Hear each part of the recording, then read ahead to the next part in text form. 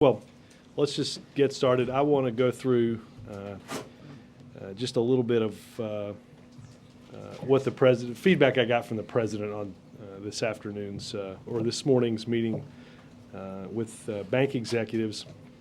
The president believed that the meeting was positive and constructive. The president opened the meeting by wanting to talk about 4 specific areas. Credit and lending was one. Second was housing. The third was executive comp. And the fourth was financial reform. The bankers all acknowledged that they could do more in these efforts. And one banker said, quote, "You caused us to look more broadly," end quote, at our lending. All of the bankers discussed the notion of instituting second looks at loans that had been turned down, and as I think you all have seen, Bank of America discussing their desire to see $5 billion more in lending in 2010. The bankers had good suggestions for streamlining the SBA loan process and paperwork requirements that come with those. Bankers acknowledged that compensation, they had problems with compensation, that they were taking steps on say-on pay and on long-term equity versus short-term cash.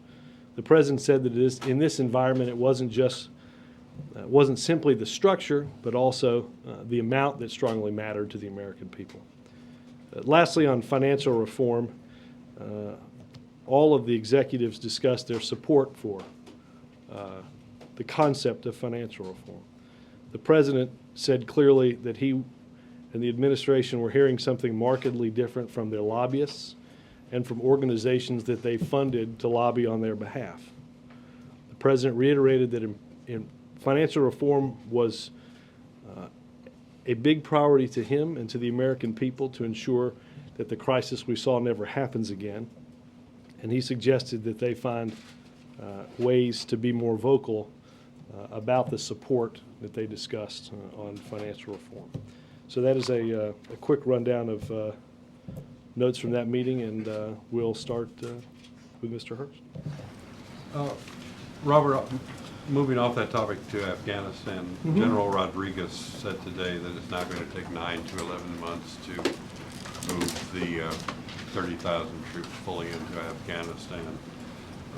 And the impression, I think, left after the president's speech at West Point was that this was something that was going to be happening within 6 months. Well, let me what's happened there? Well, no, I would point you to the remarks that Secretary Gates and others made in testifying in front of Congress that the bulk of our forces would be in by the beginning of the summer, and that the remainder would be in by the end of the summer. Meaning almost the end of September then? I think the end of August, I think, was the date that we had originally talked about. So I would point you to what Secretary Gates said, and if there are some internal discrepancies about that, then best directed toward people in the Pentagon.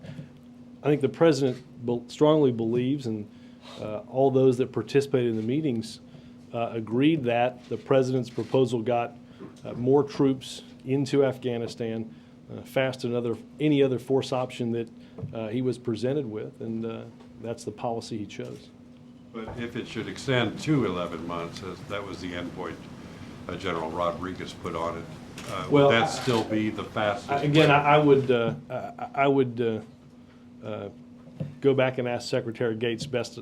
I don't want to contradict testimony he gave in front of the Senate and the House, which obviously put that on a different timeline. Is this disturbing to the president then, this I think the possible president, extension? The president believes we should get our troops in there by the end of the summer. Yes, sir. On the meeting with the bankers, did it become clear why they haven't been lending as much as you would like them to do?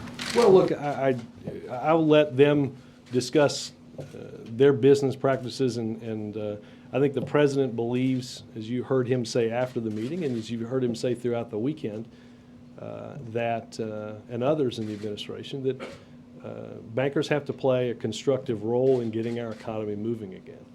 I think the president took some heart that the bankers themselves said that this meeting and past meetings have caused them to look more closely at things like lending.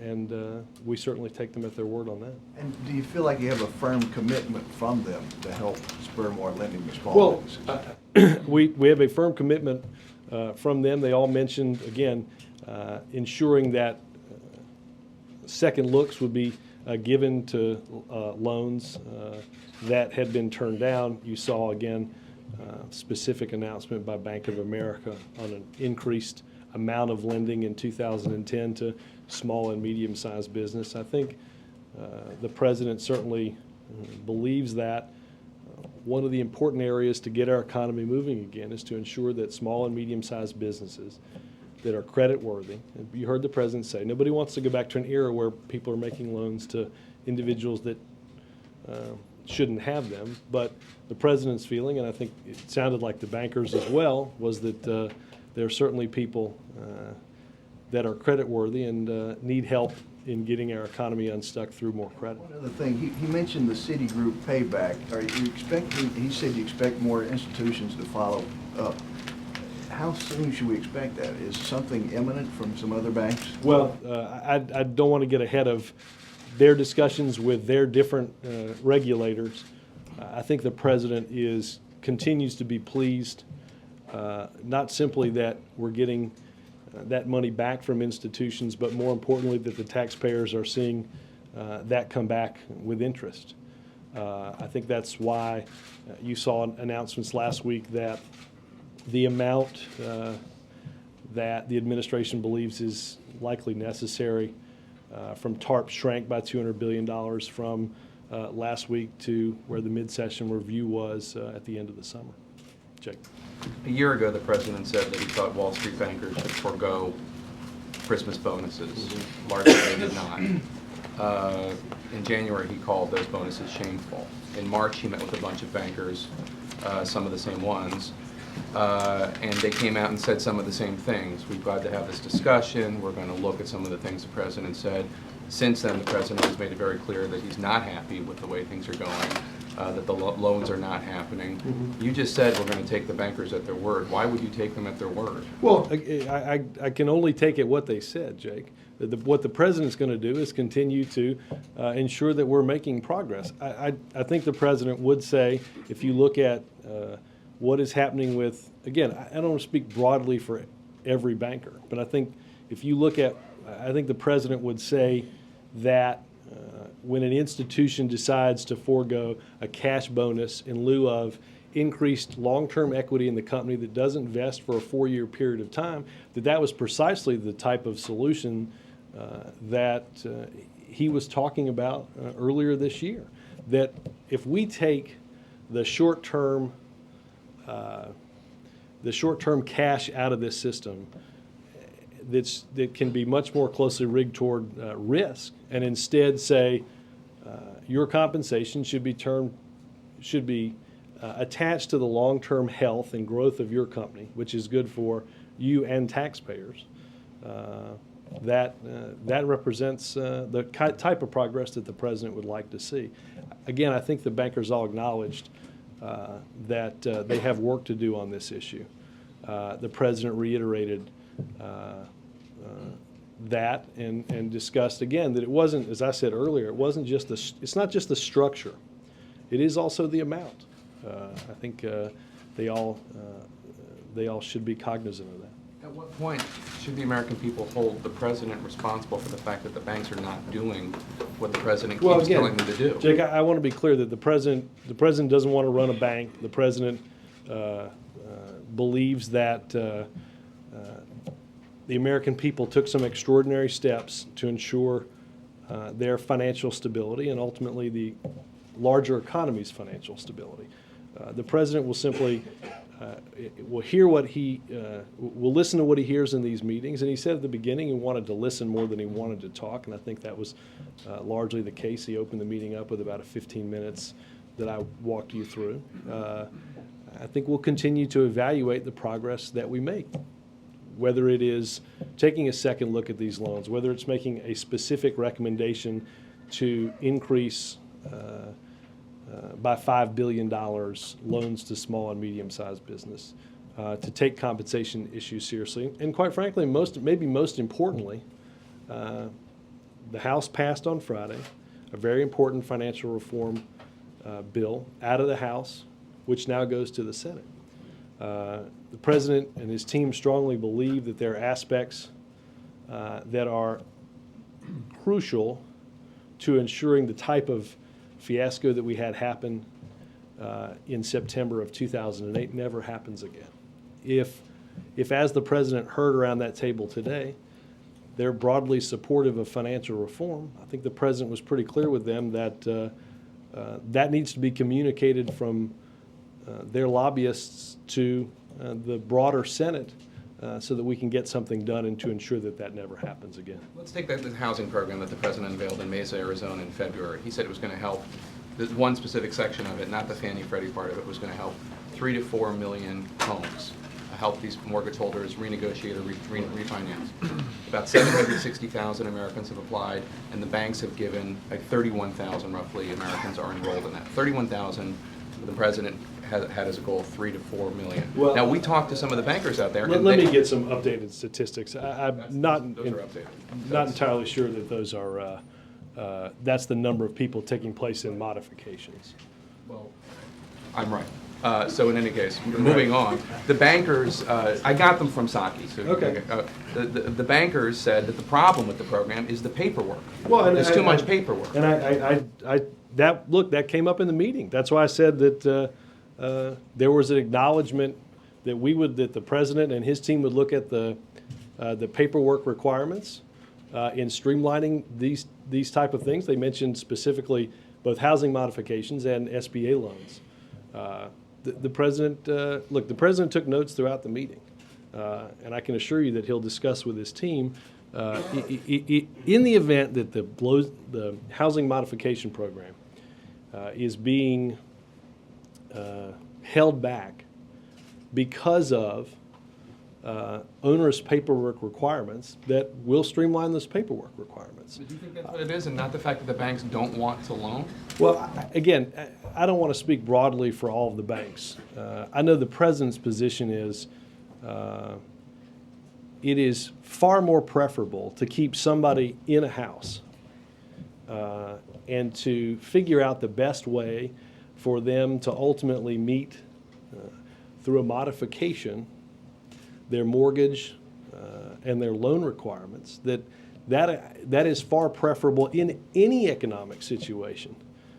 Quite frankly, it's more beneficial for banks to have somebody paying that loan than to have a house that they can't put anybody in. Again, we will work with anybody in terms of streamlining the paperwork requirements if there are those that believe that's the onerous part of this program. Again, the President was very clear. Housing was one of the main things that he wanted to discuss. Obviously, there are some banks in there that don't do mortgages, but certainly there were some in there that do. I guess I just wonder if there are citizens watching this and they see the President for the last year say he's going to give stern talk, going to give tough talk to bankers. Meanwhile, taxpayers are giving them hundreds of billions of dollars. And nothing changes. The housing modification program is only helping 31,000 Americans, not the 3 to 4 million. What do you say to Americans who say this just seems like kabuki theater? I would say that the President didn't have this meeting on accident. The President is as frustrated as the American people are. I think you heard, I don't know if you guys use video from other networks. I think the tone and the tenor of his remarks in the interview that we taped last week and that was broadcast yesterday night, last evening, was pretty clear. I don't think the President minced words. I think the President is serious and frustrated on behalf of the American people that, as we have all said, that taxpayers ensured the financial stability of many of the people that were in that room, and that we should expect that those banks do the same in being part of a positive economic recovery that helps people stay in their homes, which loosens credit for medium and small businesses, which addresses egregious executive comp issues. And again, maybe the most pressing legislative issue doesn't stand in the way of very important financial regulatory reform. Again, they all said that. The president was clear. If that's what you believe, it should be communicated from those that represent your interest on Capitol Hill. Yeah. When you talk about the tone and tenor of the comments in 60 Minutes, where he called the bankers fat cats, he said they don't get it. Then you come out today and say the president feels the meeting was constructive, it was positive. Were those comments on 60 Minutes more about beating his chest and kind of tapping the populist rage? Or is he No, really I going to think hold the the bankers president- accountable? The president was clear. The president, Ed, we could, I don't think that it begins to enumerate the president's frustration. And I think you could be, Well, then where's the you could- frustration today? You're saying it was positive, constructive, bankers came out, positive, constructive, but I think the meeting was positive. I think the president, positive in the sense that the president laid out and enumerated quite specifically the concerns that he directly had on 4 areas. I think the president said the meeting was also quite frank. The president didn't hand out awards. The president talked directly to each and every one of those members about the need to increase lending to small and medium-sized businesses. The president talked directly about increasing the volume of loan modifications to keep people in their homes. The president discussed quite clearly the very real concerns that he has, and he enumerated last evening and has for quite some time, about executive compensation, which is why a say on pay is in the financial reform legislation that passed the House last Friday, which the president believes is very important. And finally, again, largely, the larger issue of financial regulatory reform, ensuring that steps are in place that make sure what we dealt with, which required this extraordinary response from taxpayers, never happens again. That is one of the single most important things that we can do going forward, again, to ensure that we're never in this position again. on another financial issue, the Senate just passed the $447 billion omnibus spending bill, and it's got thousands of earmarks, more than 5,000 earmarks, double-digit increases for various cabinet departments. Is the president contemplating vetoing this to send a signal to his fellow Democrats that it's time to cut the spending? Well, I've not talked specifically with the president about whether he's going to sign the bill or not. I think the likelihood is that keeping the government running is an important thing. I think you see within the legislation that there's the number of earmarks is down. We've made progress on that. There's no doubt we still have got a long way to go. But I think one of the goals, obviously, is to keep the government functioning right now. When he signed the omnibus in March, he called you, and you called it here, last year's business that was left over. And he said it was, quote, departure point for more far-reaching change. I'm sorry, say that. He said that there was a departure point, that omnibus, all the spending that was left over from the Bush years, was a departure point for real change. So where's the change? I mean, Well, now I the just Democrats have mentioned had it. their chance to No, govern. I just mentioned that we have seen a decrease by almost 15% in the number of earmarks. Again, Ed, it's not perfect. The president will continue to make and try to make progress on those issues. The president would like to see Congress get to the point where we're doing appropriations bills, not omnibus bills. But would a veto bring that kind of change? Well, I can certainly talk to him about it. I think right now that again, I haven't talked to him specifically, but that's where I'm led to believe, yes. But he's encouraged by the decrease in decrease. He's glad we're not doing, we don't have the same levels we had in there before, yes.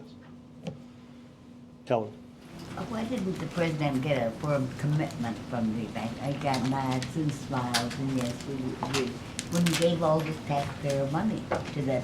And why did he have to Well, again, identify Helen, the problem? Helen, of the small again, business? the TARP plan, the piece of legislation is something that, the requirements of that legislation, this president is bound by, that passed in a different time.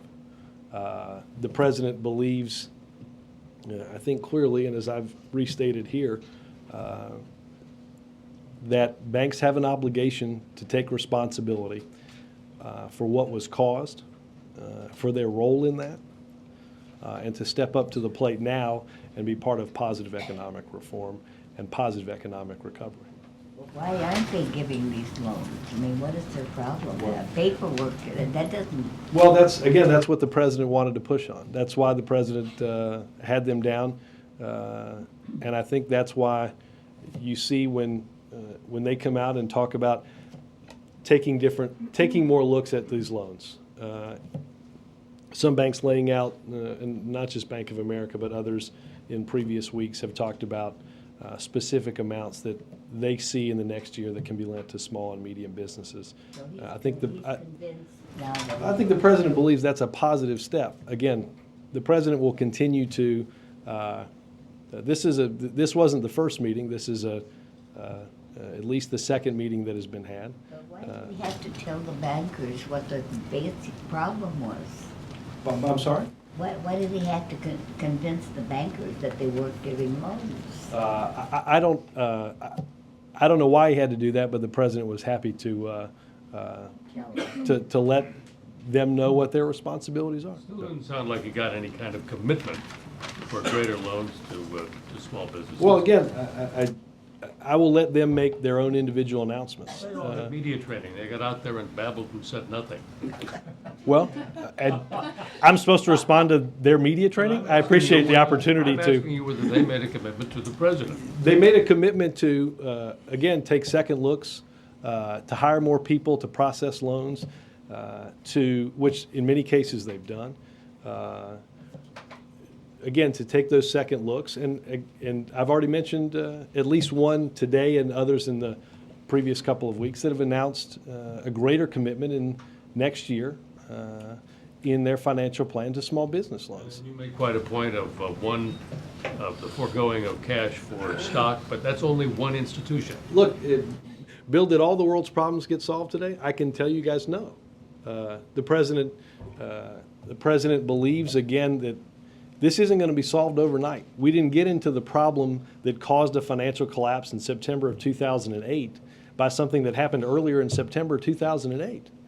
This was going on for quite some time, making loans to people that should never have had loans. That's why the president has put in financial reform and called for a very strong consumer protection agency, the likes of which right now the responsibility is spread out over 10 to 12 different agencies to ensure that people aren't taken advantage of in terms of teaser loans. Well, Did they say that they'd call off the dogs Well, on lobbying against financial reform? the president mentioned to them on several occasions that he appreciated that all of them around the table were able to tell the president of the United States they supported financial reform.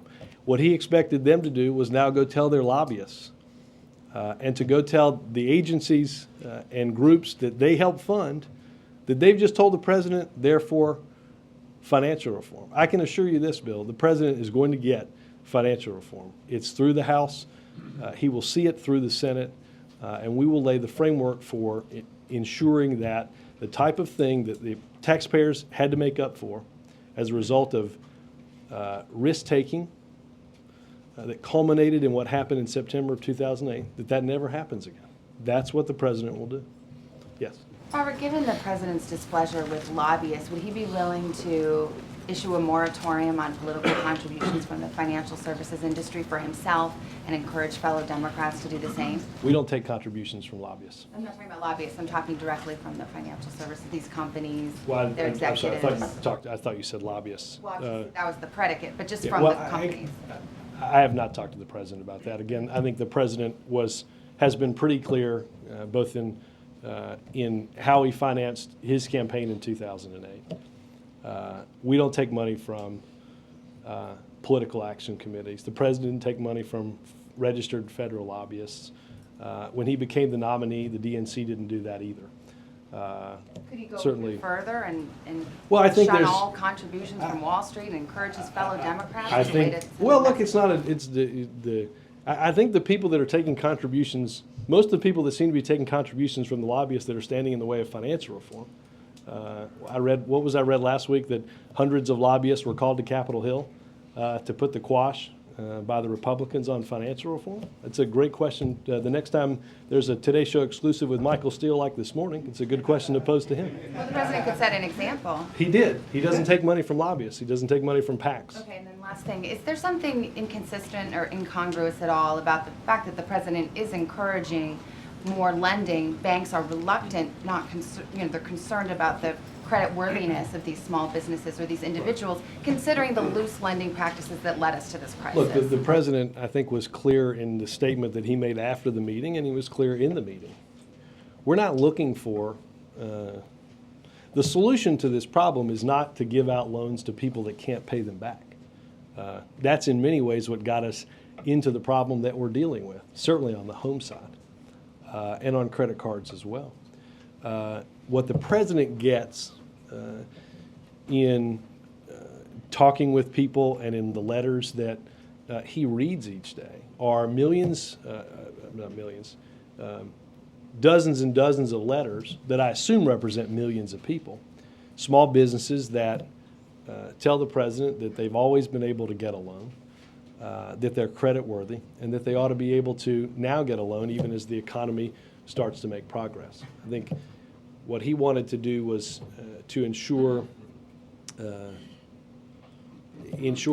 bankers heard that message on behalf of the small business owners throughout this country, some of whom used to be able to get loans and now can't. But Samantha, there's no doubt that the president does not wish to meet the irresponsibility of what led us into that with future irresponsibility with giving loans to people either to pay credit card debt, to buy a house, or any other type of loan of which they don't have the wherewithal to pay back. That doesn't make sense for the economy. It doesn't make sense, quite frankly, for anybody taking those loans, and it doesn't make sense for anybody. He's got no power except to jawbone them. I mean, you can't force them to do anything. They're not when they're not under TARP. So all he can do is jawbone. Where does that get? Well, it gets specific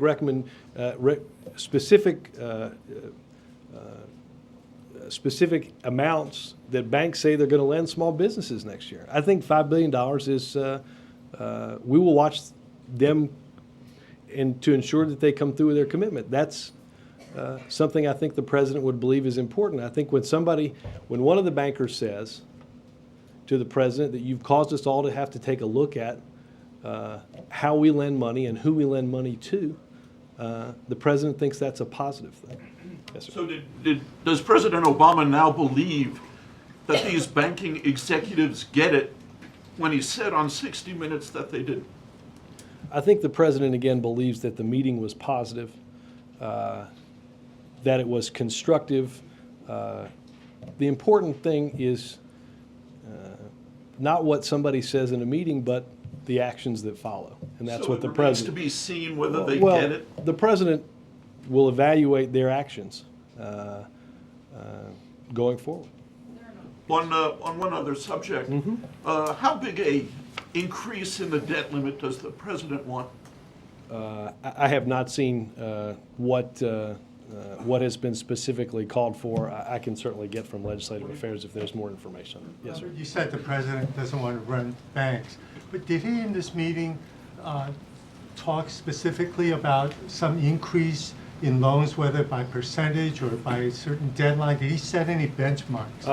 Look, I think it's important that the president doesn't also want to be the loan officer either. I think each of these institutions understands or should understand from the president what increased lending means, but the president did not lay out a specific benchmark.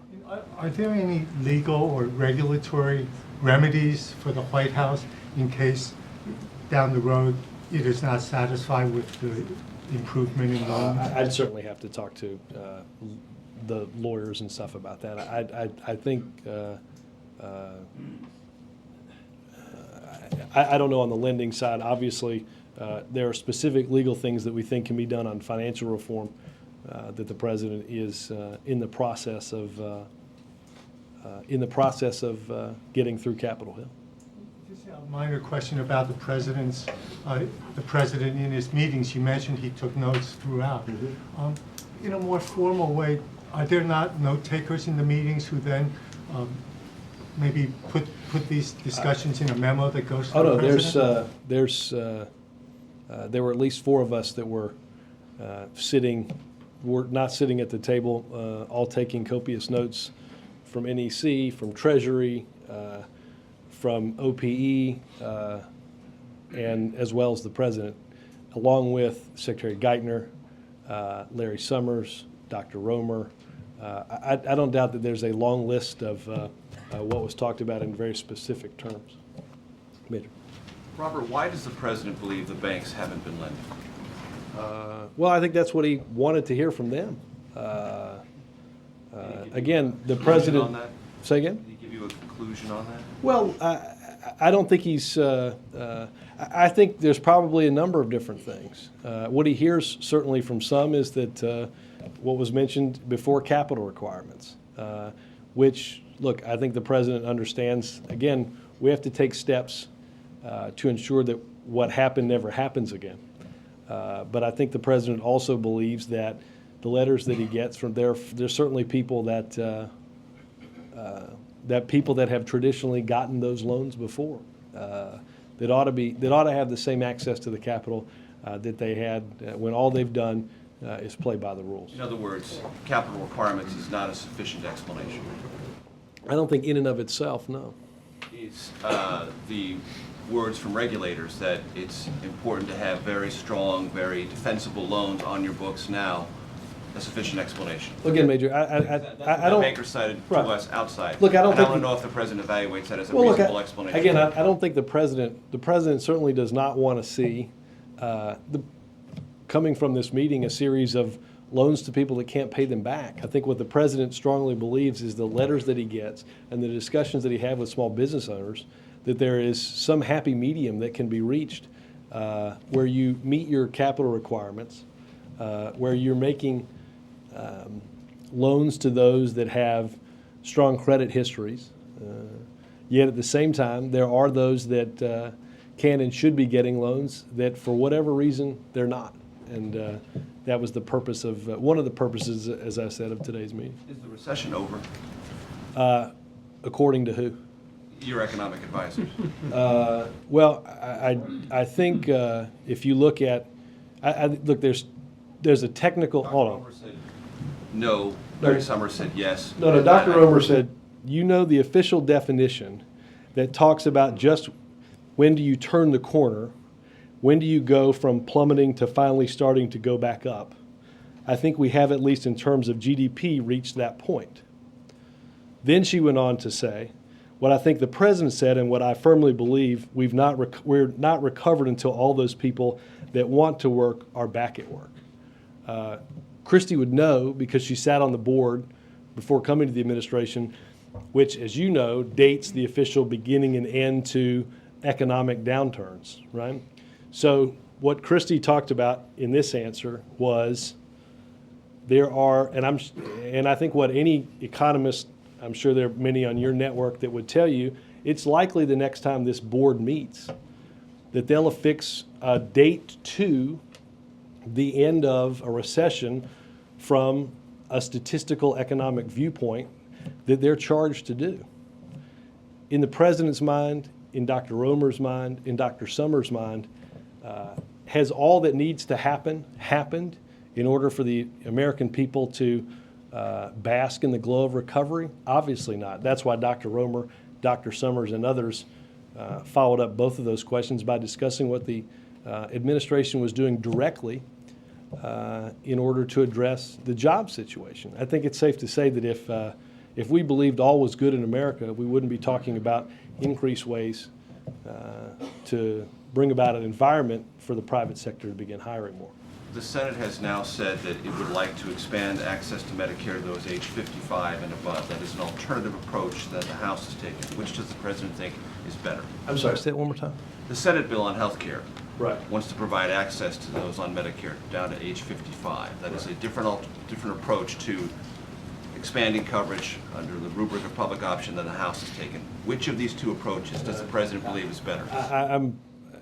What the president wants to do is see the process through the Senate, continue to make progress, and that's what the administration is working But toward. I mean, that's a rather large systemic change to Medicare. And many budget analysts who are not opposed to health care reform as a principle have said this is Well, a let potentially me large interrupt, because financial I don't want to get ahead of the CBO, because I know the CBO is working on just that.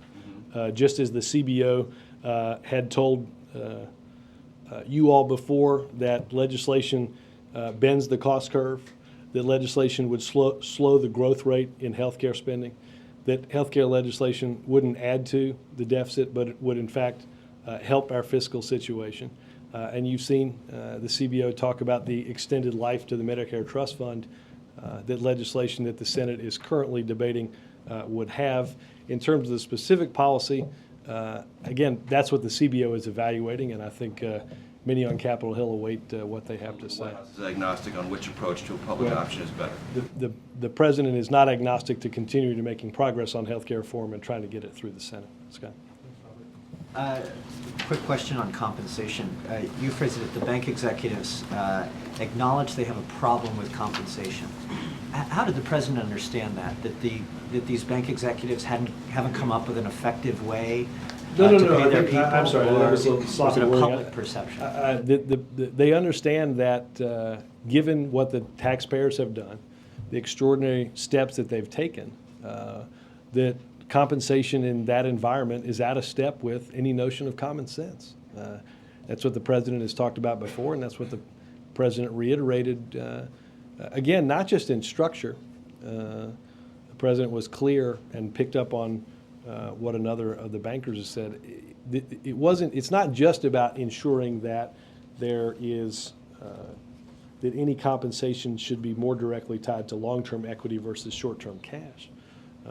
But we have to make a strong evaluation about the sheer level and size of your compensation in the environment in which we exist. And so the president believes that the bankers understand that it's beyond just a public perception they have. They believe they have a problem with their compensation system. Yes, and I think, again, I think there are those that are taking steps.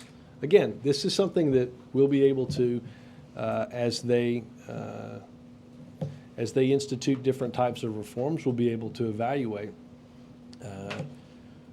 whether they adopt say on pay. Again, that's part of financial reform that's moving its way through Capitol Hill. Again, whether they're tying much more of their compensation again to long-term equity that doesn't vest immediately instead of to short-term cash. Yes, ma'am. Robert, is there any concern about a shift in leverage from Washington back to the banks now that so many of them are exiting the TARP? Leverage, how so? Well, if we couldn't get them to free up lending back when we were bailing them out with money, how are we going to do that now that they're not so dependent on the TARP? Well, look, I think they are dependent upon. They have been dependent upon the goodwill of the American people, and the president wanted to voice his concern and frustration with inability to match what the people in the public had done with what their actions are. I think that the bully pulpit can be a powerful thing.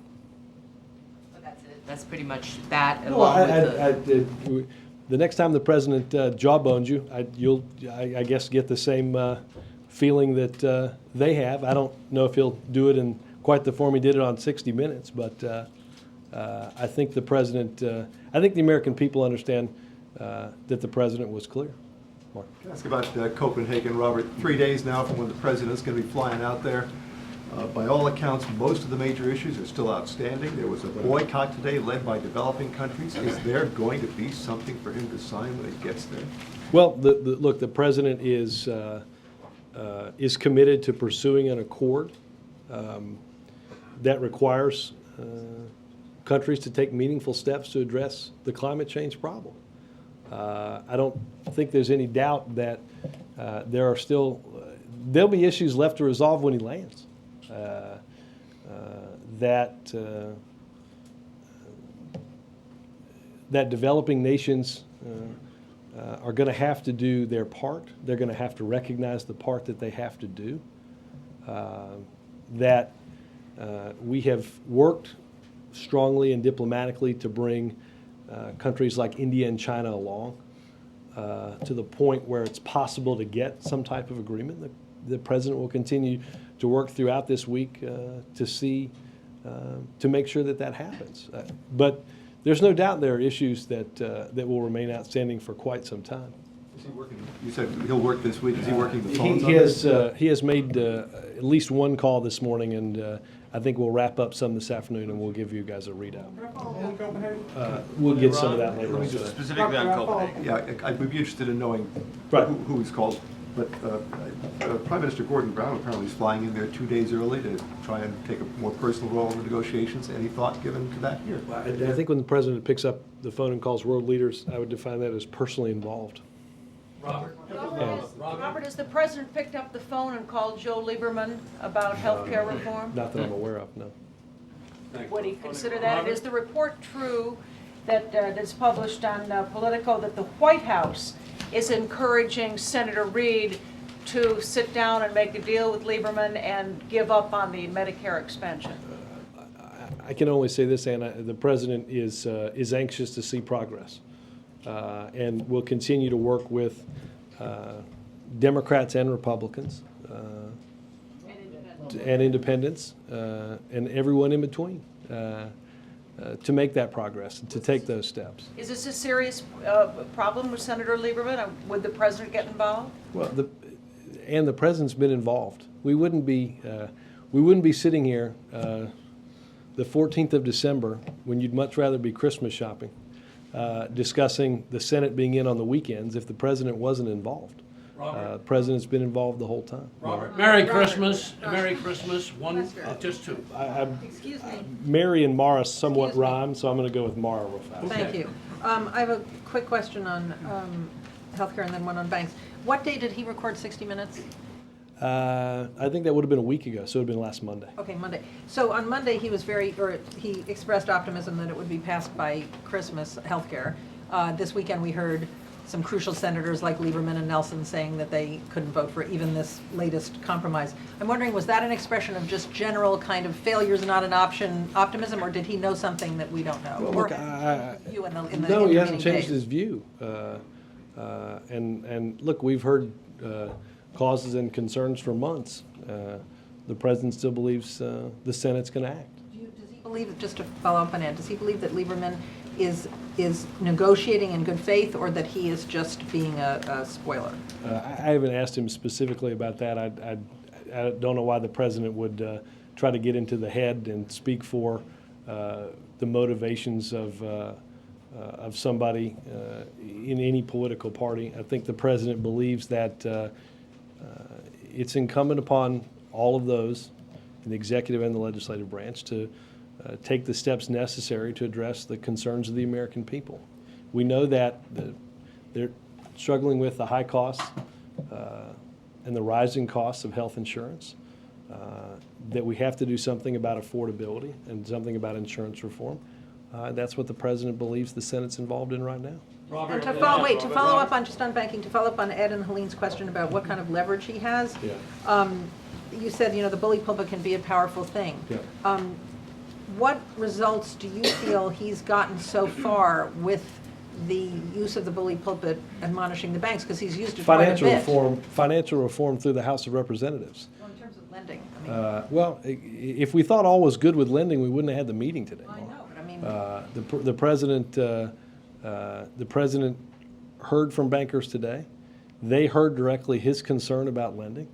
And we'll evaluate going forward whether their acknowledgement that more can be done, that their acknowledgement that the President's meetings themselves have caused them to look more closely at their lending practices. And if they don't, what happens next? Well, we'll evaluate that and ensure that steps are being taken in order to make sure that creditworthy businesses, small and medium sized, are getting access to the capital that they need to grow, to make their payrolls, and to see our economy through this dark night and into longer economic recovery. Thanks, guys.